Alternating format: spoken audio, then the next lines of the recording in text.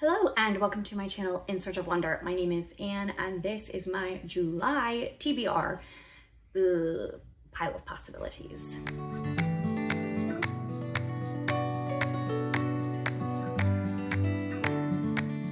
I was so disorganized in the month of June for my TBR. My TBR video was a total mess. I'm hoping to be a little bit more organized this time. And also I'm going to do this a little bit differently. There are so many events going on in the month of July and several of them that I am actively participating in. And I want to give each one of those events their fair due. I actually seriously considered making a separate video for each of them, but then I thought that that was excessive.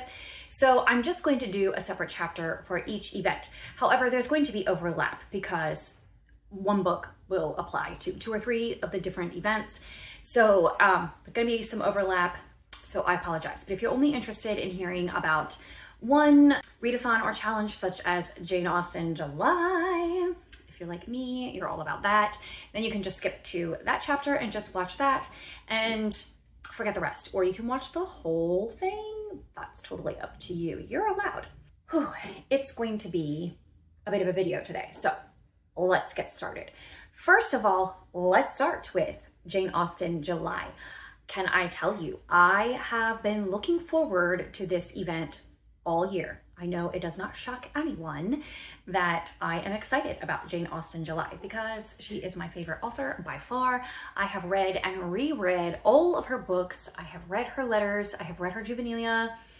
I've read everything I can get my hands on that's actually by Jane Austen. And then I read anything related even tangentially to Jane Austen. So huge fan. So I'm very excited about Jane Austen July and I have some fun things planned, but also, you know, I am open to possibilities. First of all, for Jane Austen July, the main prompt that you are supposed to do to participate in Jane Austen July is to read one of her main 6 novels. So I hope I will be forgiven this, but I'm not actually going to do that because I have already been on a personal project of rereading her novels over the past couple of years. And I just finished up with Mansfield Park in March. So I'm not ready to dig into any of them again. I mean, I will be rereading them, obviously, but I'm just not ready to start another one yet to reread. So I'm skipping that one. However, I am going to fulfill prompt 2, which is to read another work by Jane Austen. And I'm going to be reading the group one that was chosen, which is Sanditon. And I have it in this handy little copy here. This has Lady Susan, the Watsons, and Sanditon. I may also read Lady Susan because it's been a long time since I've read that one as well. I just read the Watsons recently, so I'm good on that one, but definitely getting to Sanditon. I've only read it once. I don't remember much about it. I want to read it again, and I want to watch some more of the TV series. I've seen a couple episodes, but not all of them, so definitely going to be reading that. And then number 3 is nonfiction about Austen or her time. And I am so excited about this. I have been saving this book for Jane Austen July. Now I've only had to save it a couple months, so that's good. Lindsay got this for me for my birthday, which is Jane Austen at Home by Lucy Worsley. And I am so excited to read this. I've read multiple biographies of Jane Austen already, but this is one that I haven't read and I really, really want to. So excited. And isn't that such a beautiful cover? I love that. So excited to dig into that. Number 4 is retelling of an Austen book. So I have 2 options. One I have on hand. The other one I am actually not sure I'm going to be able to access in the month of July. I may choose to read another book by the same author, but we'll see. But first, let me tell you the one I do have, and that is Second Impressions by Ava Farmer, which I picked up at a library book sale recently for like $1 or $2 or something. It's supposed to be, I guess it's not technically a retelling of Pride and Prejudice, but it's like supposed to be a sequel, like a continuation of their story. When I was looking up after I bought it and I was looking up on Goodreads, the reviews of it, it didn't get fantastic reviews. A lot of people said that it was obviously very well researched, but there was way too much detail and historical information and not enough story. And that when you did get to the story parts, the characters were flat. So I'm not sure how much I'm going to love it. It's also kind of a longish book. It's almost 400 pages, a pretty small print. So we will see what happens. I don't have high hopes, but it is such a beautiful cover and I love the idea and maybe I will actually enjoy it. I don't mind too much historical detail. I think she's really trying to mimic the style of Austen. So we'll see. I don't know. I may end up DNFing that one, but I have plenty of options. So the one that I don't currently have is The Murder of Mr. Wickham by Claudia Gray, which again, I have heard mixed things. Some people loved it, some people hated it. I think I saw that Miriam ended up DNFing it and she and I have very similar tastes. So I don't know that I will love that one, but I want to give it a try. And she has several other books that in a series that are all about the characters in Jane Austen's novels, specifically, I think Henry Tilney and one other that I forget at the moment. But anyways, I will try one of them. I can't remember the titles right now, but there's one that my library does have a digital copy that I can access immediately. The others, I'm on a pretty lengthy wait list. So we'll see what happens with that one. And then prompt number 5 is to read a book by a contemporary of Austen. And this was just completely serendipitous because I have already been planning to read Frankenstein by Mary Shelley, who was a contemporary of Austen. And I am reading this as part of my personal challenge to read everything my son read in 9th grade year of literature. He was in the advanced literature class at his school, and I really wanted to read Frankenstein with him, but I just did not get to the books when he was reading them. So I am going to be reading it after him. I have his copy with his annotations. They get to keep their books for their literature class because they do a lot of annotating in them. So I'm going to read his copy and yes, also Believe in Your Shelf, Tammy at Believe in Your Shelf was interested in buddy reading this with me. So I'm very excited to do that in July with her. All of that just worked out perfectly. So that is a definite one that I will be getting to. That and Sanditon and Jane Austen at Home. Those 3 for sure. The others are perhaps a little iffy, but those 3 for sure I will be getting to. The other prompts are for adaptations.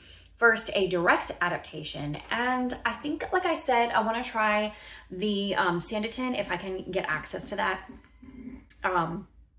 If not, I may watch one, or in addition to that, I may try to find a Mansfield Park because I've never watched an adaptation of Mansfield Park. And I read that earlier this year, so it's fresh in my mind.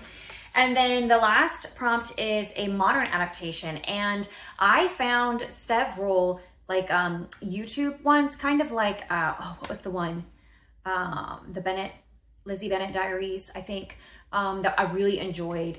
And there was an Emma one by the same people that I also enjoyed. So there are a couple of other similar ones that I've found, and I cannot remember now their names, but there are 1 or 2 other ones that I think I'm going to try. I think one of them was a Mansfield Park one, and we'll see how that goes if I have time to fit those in. I don't watch a lot of videos, to be honest, so other than BookTube, and honestly, most of the time I listen to those while I'm doing something else rather than watch. So we'll see if I actually get around to watching any of them.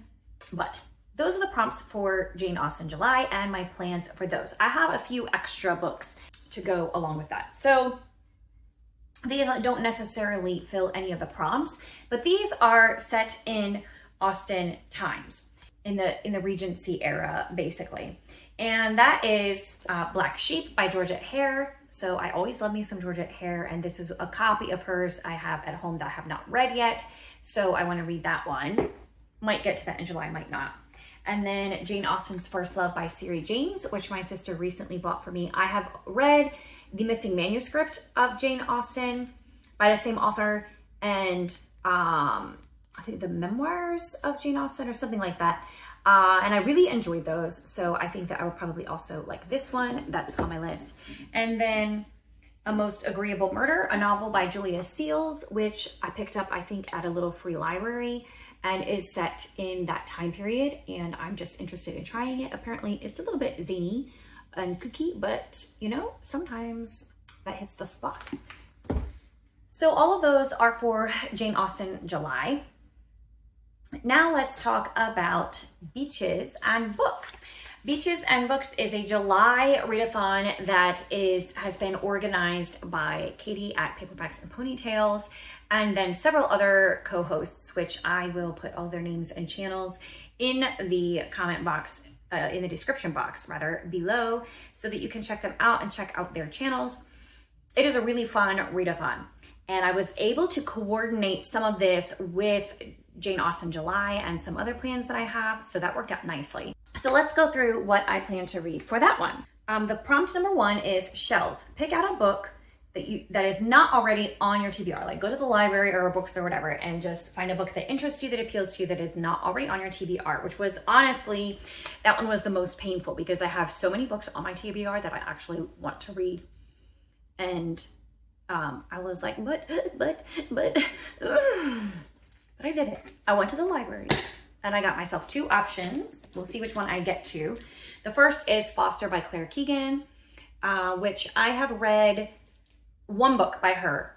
It was set at Christmas time. Something about small things, which I really enjoyed. And then Dia said this was her favorite by Claire Keegan, and I've heard a lot of really good things about that. So I am going to hopefully read that one. Or I may read this one if I'm in the mood for just like a summer beachy read, which is kind of the idea of the readathon. I might read The Happy Camper, which is about, I'm assuming, like a camping vacation. So, well, I mean, at least it feels like it would go along well with that idea, has that feel of it. So The Happy Camper by Melanie Carlson. Melanie Carlson is hit or miss for me. She's a Christian author. Some of her books I have really loved and have found to be very profound and interesting, and others I have found not so much. So we will see. This one is, I think, just kind of a fun story. I don't know that it's real deep or anything. I think it's a good vacation read. So then prompt number 2 is Lifesaver, a book that you saved for later, or a book that, you kept putting off. It's something along those lines. And Frankenstein is going to go for that. Again, like I said, I have been intending to read this all year. My son read it in his freshman year in high school. Well, it was the last book they read, so actually I'm not that far behind. But I plan to read this again with Tammy at Believe in Yourself. Yes. And my brain goes like a little bit blank when I start to try to remember names. So I apologize if I'm connecting the wrong name with the wrong channel. I apologize. Take it from my head, not my heart, as they say. So then I have for number 3, Waves, a book that made waves. And that is For a Lifetime, which is by Gabrielle Meyer, which I really want to read. It's the 3rd one in her Timeless series, which is a time travel series that I have really enjoyed. Don't normally love time travel, but I like that one. I think I can get it pretty easily from my library. Shouldn't be a problem. So I'm looking forward to reading that one, hopefully in the month of July. Why, hello, Editing Anne here to say that I completely forgot about the 4th prompt in the Beaches and Books readathon, which was, I think fireworks was the theme, but the idea was to choose a book that you think will be a 5-star read. So I'm going to say that I think For a Lifetime by Gabrielle Meyer will be a 5-star read. I believe that the other books in that series I gave 5 stars. Possibly Sanditon by Jane Austen, or Jane Austen at Home by Lucy Worsley. I predict I'm going to give either one of those or all 3 5 stars. And then number 5 is Beach Party, a book about friends. And that is where one of my Jane Austen July books comes in. Sanditon is about a group of friends and the things that go on in their lives in the little beach town that they are, this like spa town that they are, a new enterprise sort of thing. So that one fits the bill for that. And there were a couple of prompts I had trouble with. So if you have any recommendations for me, let me know. I didn't have anything on my shelves that fit these. I kind of thought I would just keep my eyes peeled and see if there is another option that presents itself to me at some point along the way. But so far, I don't have anything, but just let me know if you have ideas. First of all is Fish, which is an underwater setting. And I don't have anything for that. None of the books that are already on my TBR fit that bill, and I couldn't think of any books that I wanted to read that I don't have that would fit that bill either. So that's that. And then number 7, Sun. Sun or yellow on the cover. Now, there is a book that I do need to get to that could fit that one. I'll mention this one, and this is the third time it's been on my TBR, and I really do need to get to it. And that is Love and the Silver Lining. I just keep passing this one over for more books that are more what I'm really wanting to read. So that has yellow on the cover, and it looks, you know, there's like the sunset there or sunrise, whatever. And then another option is, I'm pretty sure the next book that I need to read in the Emma M. Lyons series has a yellow cover. So, and that one actually might be more, I might be more likely to get to, but that's also on my TBR. And then number 8, Sandcastle. Royalty or Castle on the cover. I am hoping to get to The Murder of Mr. Wickham by Claudia Gray if I can get it from the library in time. And there is definitely like a castle sort of building on the cover of that. So that's the one for that prompt, which I'm hoping to get to. And then number 9, this is another one I need a suggestion for. And that is Beach Ball, a book about sports. I don't have anything on my TBR that fits that. And I don't have any books on hand that have any sport in them. So if you have an idea for me, let me know. And then number 10, Flip Flops, a book with 2 points of view. And for that one, I'm going with For a Lifetime, again, by Gabrielle Meyer, because there are 2 sisters in that story. And they are going back and forth between 2 different timelines in their lives. And so that one has 2 points of view. Number 11 is not a book, but just an experience to read a book during a rainstorm. And hopefully we will get a rainstorm at some point in July, and I will have the opportunity to read for that, which is a fun prompt. I really like that one. And then number 12, Boardwalk, set in a beach town. And again, Sanditon is going to fill in for that one also, because Sanditon is a beach town in England. So that is the Beaches and Books readathon. And then we have Big Book Summer. And again, I will link to the information about that one. I am completely, I apologize, but drawing a blank on the name of the channel. And the booktuber who has organized this, she's done it for many years now. And this is my first year joining in. Well, it's the first, this is only like my 8th or 9th month on BookTube. So I haven't had opportunity to participate in it, but I wasn't even aware of it previously as a BookTube consumer rather than content creator. But I am excited about joining in. Initially, I didn't sign up and I didn't join in because I was already in the middle of some big books and I needed to finish them. And secondly, for me, summer is often when I get the least reading done.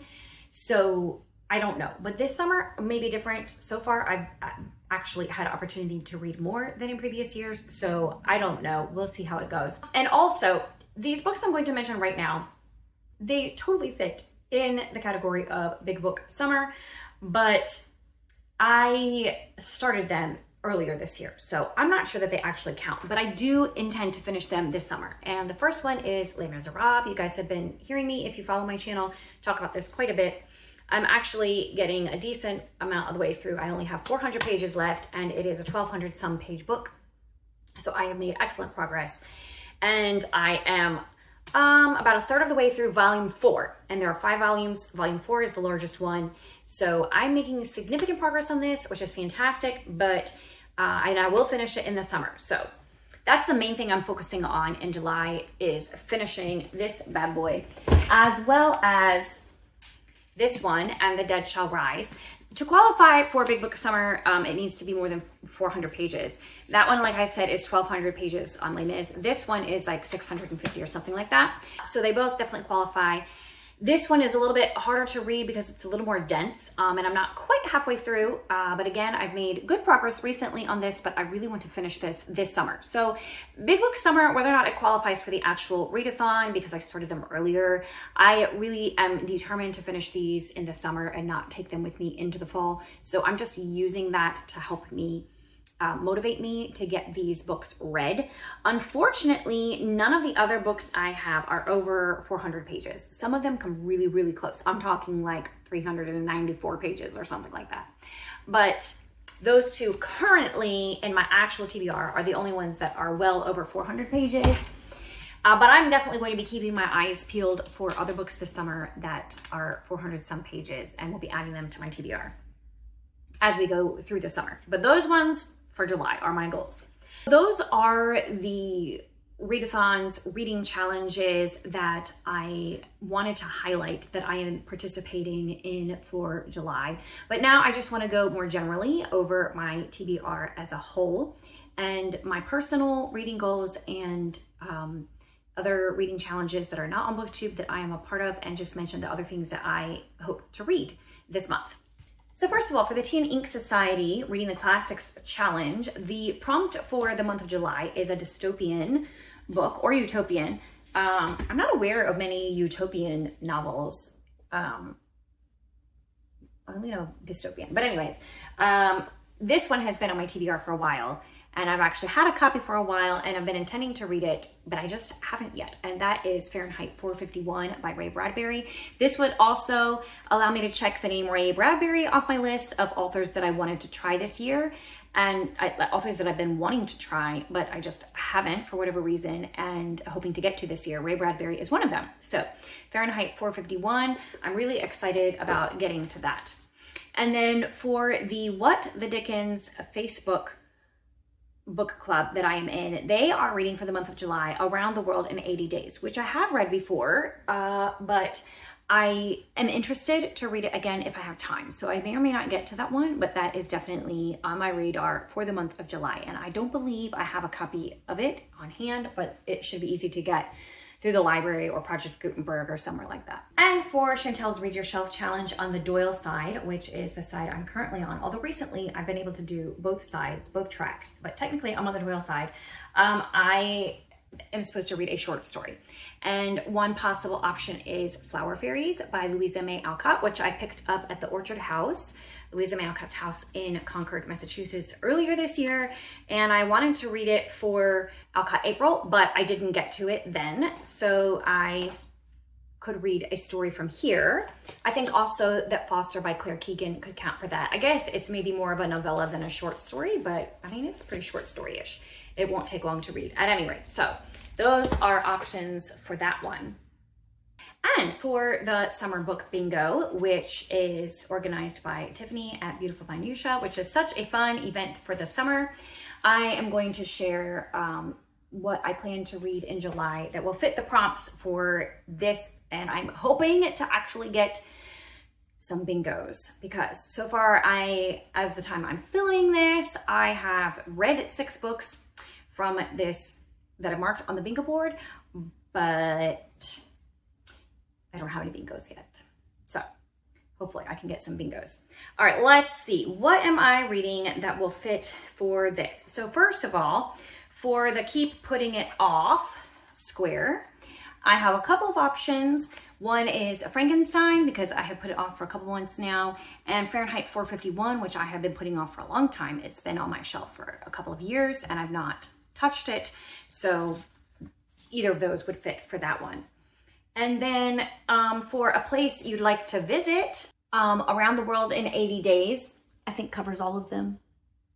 As far, well, maybe not quite all of them, but because I don't think he actually hits every place in the world in 80 days, but you know, covers all of that. And then for a reread, that would be Sanditon, which I'm reading for Jane Austen July.